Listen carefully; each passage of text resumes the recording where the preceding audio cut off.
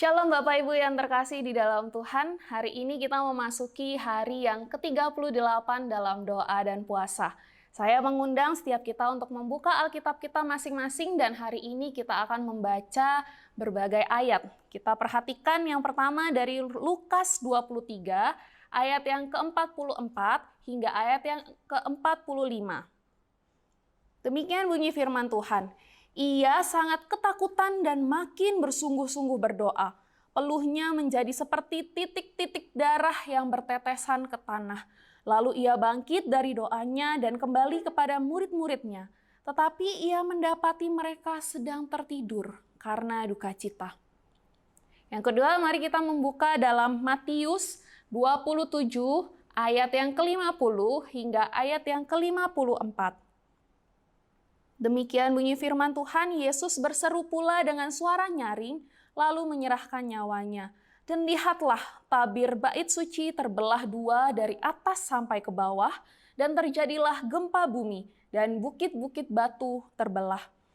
Dan kuburan-kuburan terbuka, dan banyak orang kudus yang telah meninggal bangkit. Dan sesudah kebangkitan Yesus, mereka pun keluar dari kubur, lalu masuk ke kota kudus dan menampakkan diri kepada banyak orang.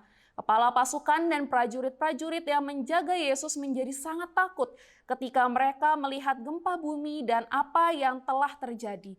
Lalu berkata, sungguh ia ini adalah anak Allah.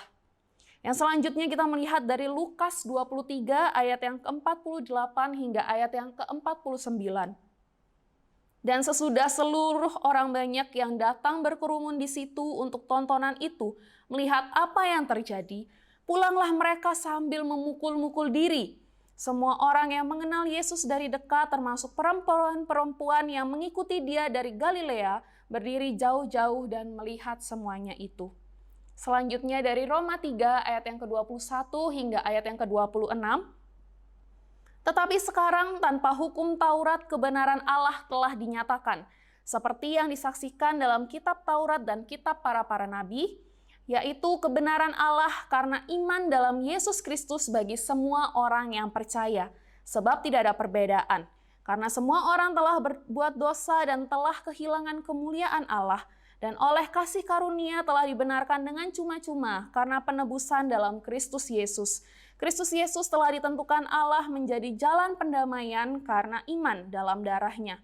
Hal ini dibuatnya untuk menunjukkan keadilannya pada masa kesabarannya. Maksudnya ialah untuk menunjukkan keadilannya pada masa ini, supaya nyata bahwa ia benar dan juga membenarkan orang yang percaya kepada Kristus.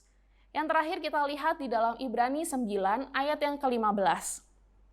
Karena itu ia adalah pengantara dari suatu perjanjian yang baru, supaya mereka yang terpanggil dapat menerima bagian kekal yang dijanjikan, sebab ia telah mati untuk menebus pelanggaran-pelanggaran yang telah dilakukan selama perjanjian yang pertama. Amin, demikianlah firman Tuhan. Bapak Ibu, ini adalah Jumat Agung. Banyak hal yang terjadi mengenai hal itu.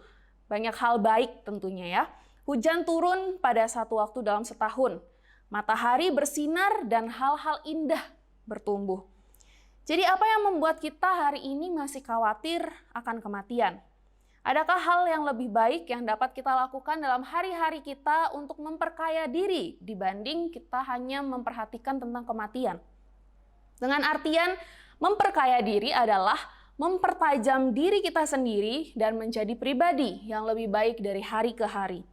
Segala sesuatu di dalam dunia ini memberitahu kita bahwa banyak hal yang dapat kita lakukan untuk mencapai umur panjang, untuk mendapat kesehatan yang baik, meningkatkan gaya hidup kita, meningkatkan kebahagiaan kita.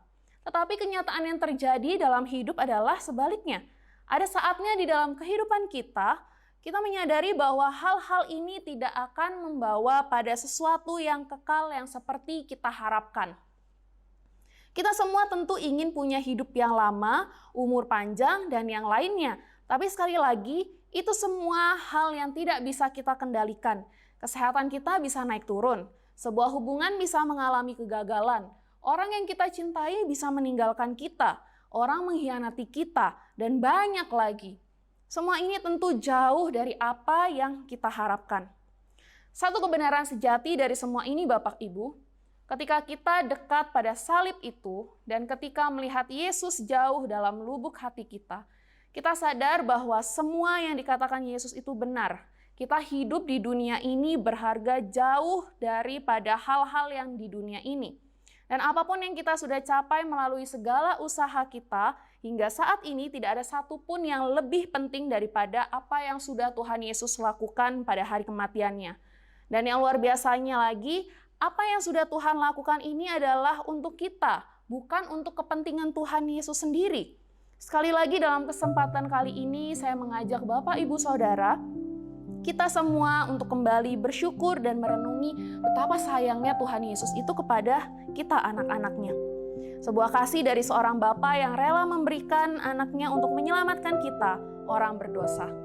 Mari dalam kehidupan kita selalu berusaha untuk mengasihi Yesus sebagaimana Yesus mengasihi kita.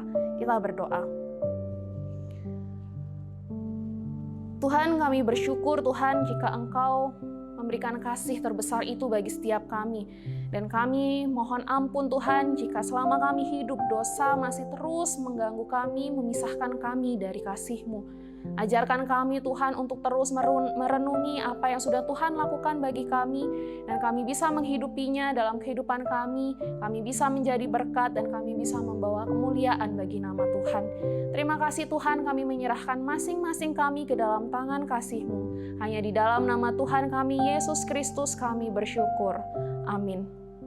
Tuhan Yesus memberkati.